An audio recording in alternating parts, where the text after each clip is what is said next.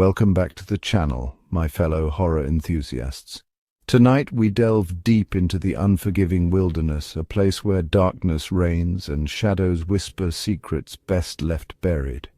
We have two spine-chilling true stories that will make you think twice before camping in the deep forest. These tales, sent in by viewers like you, speak of encounters that defy explanation, of terror that lingers long after the campfire has burned out. So gather close, turn down the lights, and prepare to be drawn into the heart of fear. Blackwood Forest. Shrouded in an eerie silence, its towering trees stand like ancient sentinels, their branches gnarled and twisted, clawing at the twilight sky. It was here in this desolate expanse of wilderness that a group of friends embarked on what they believed would be a harmless camping trip, a chance to escape the confines of civilization and reconnect with nature. Little did they know they were stepping into a nightmare. The friends, 4 in total, arrived at the edge of the forest as the sun began its descent.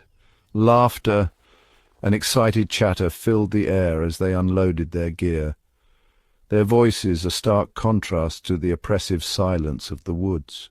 They chose a clearing deep within the forest, far from any marked trails, seeking solitude and a taste of true wilderness. As darkness enveloped the forest, the friends gathered around a crackling campfire, their faces illuminated by the flickering flames. They shared stories, their laughter echoing through the trees, a fragile shield against the encroaching darkness.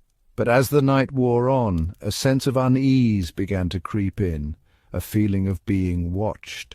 At first it was just a whisper, a fleeting shadow that danced at the edge of their vision. They dismissed it as their imaginations running wild, fueled by the eerie stillness of the forest. But as the hours passed, the feeling intensified, morphing into a palpable presence that pressed in on them from all sides.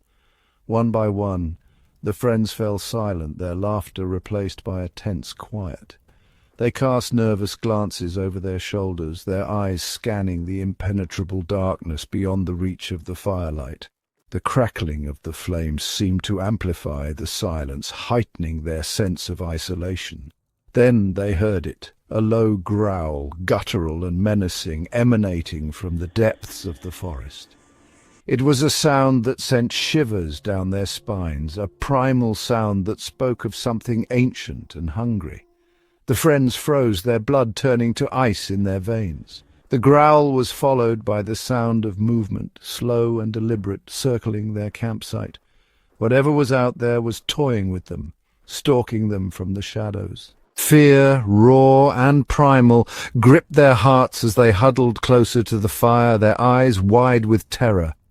One of the friends, a young woman named Sarah, gasped and pointed to a figure standing at the edge of the firelight. It was tall and emaciated. Its skin stretched taut over a skeletal frame. Its eyes, glowing with an eerie yellow light, bored into them, filled with a cold, malevolent intelligence. The figure took a step closer, and the friends could see its long, sharp claws glinting in the firelight. Its breath steamed in the cold night air, carrying with it the stench of decay and something else, something ancient and evil. Terror lent them a burst of adrenaline. They scrambled to their feet, their eyes darting frantically in search of an escape. But the figure moved with unnatural speed, blocking their path.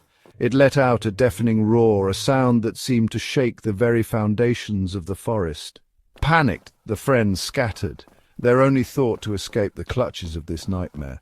They plunged into the darkness, their screams echoing through the trees, their pursuer hot on their trail. The forest floor seemed to reach up and grab at their ankles, eager to claim them as its own. One by one the friends were hunted down, their screams silenced by the cold embrace of the night. Only Sarah managed to escape, her clothes torn, her body covered in scratches. She stumbled out of the forest at dawn, her eyes wild with terror, her mind teetering on the brink of madness. Sarah's account of that night sent shockwaves through the small community that bordered Blackwood Forest. Some dismissed it as a hallucination, the product of a group of friends who had ventured too deep into the wilderness and let their imaginations run wild. Others, however, whispered of a malevolent presence that haunted the woods, a creature of darkness that preyed on those foolish enough to enter its domain. To this day, the true nature of the entity that stalked Blackwood Forest remains a mystery. But one thing is certain, those who venture into its depths do so at their own peril, for the darkness holds secrets, and some secrets are best left undisturbed.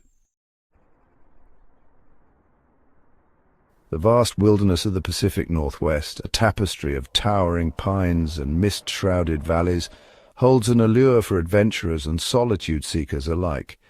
But beneath its breathtaking beauty lies an undercurrent of mystery, a darkness that has swallowed many souls without a trace. This is the story of one such soul, a solo camper who vanished into the emerald embrace of the forest, leaving behind only a chilling testament to the unseen horrors that lurk within.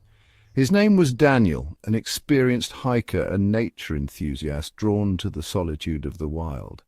He embarked on a month-long trek into the heart of Olympic National Park, a journey documented meticulously in his journal, his words painting a vivid picture of his days spent amidst the towering trees and rushing rivers.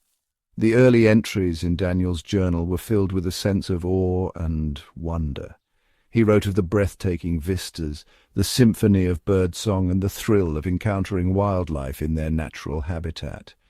He described the feeling of being utterly alone, yet strangely at peace, enveloped by the ancient embrace of the forest. As days turned into weeks, however, a subtle shift began to creep into Daniel's writing. His entries, once filled with vibrant descriptions of the natural world, took on a darker, more introspective tone. He wrote of being followed by an unsettling feeling of being watched, of strange noises in the night, and fleeting glimpses of movement at the edge of his vision. He initially dismissed these occurrences as tricks of the light or his imagination playing games in the isolation. But as the days wore on, the unsettling feeling intensified, gnawing at the edges of his composure. He began to doubt his senses, questioning his sanity in the face of the inexplicable.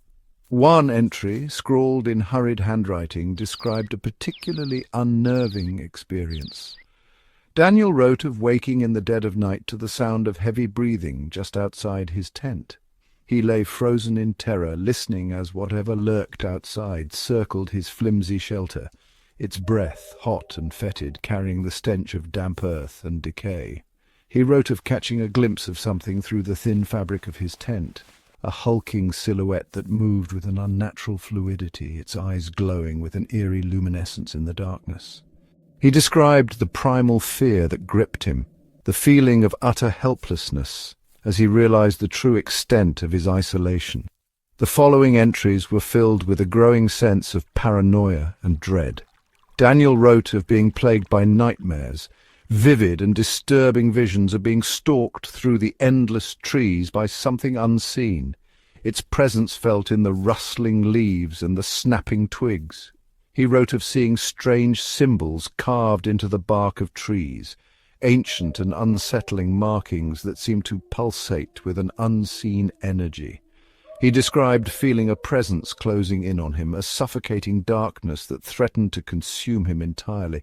The final entry in Daniel's journal was a frantic, almost incoherent plea for help. The writing was erratic, the words scrawled across the page with a desperate urgency. He wrote of being hunted, pursued through the dense undergrowth by something he couldn't see, but could feel closing in on him with every passing moment. The entry ended abruptly, mid-sentence, as if ripped from the journal while Daniel was still writing. It was a chilling testament to his final moments, a stark reminder of the unforgiving nature of the wilderness and the unseen horrors that lurk within its depths. Search parties scoured the area where Daniel was last known to be, but their efforts proved futile. No trace of him was ever found, save for his abandoned campsite and the chilling journal that documented his descent into madness. The disappearing camper case remains unsolved to this day, a haunting reminder that even in this modern age, there are still places where darkness reigns and some secrets are best left undisturbed. The vast wilderness holds its secrets close, and sometimes the only witnesses to its horrors are the trees that stand silent and watchful, their roots intertwined with the bones of those who dared to venture too deep and were swallowed whole by the emerald embrace of the unknown. The forest holds a dark majesty, a silence that both beckons and terrifies. These stories serve as a chilling reminder that when we venture into the wild, we step into a world ancient and unforgiving. If you enjoyed these terrifying tales, don't forget to like, subscribe, and hit the bell icon for more horror stories. Stay safe out there and happy camping.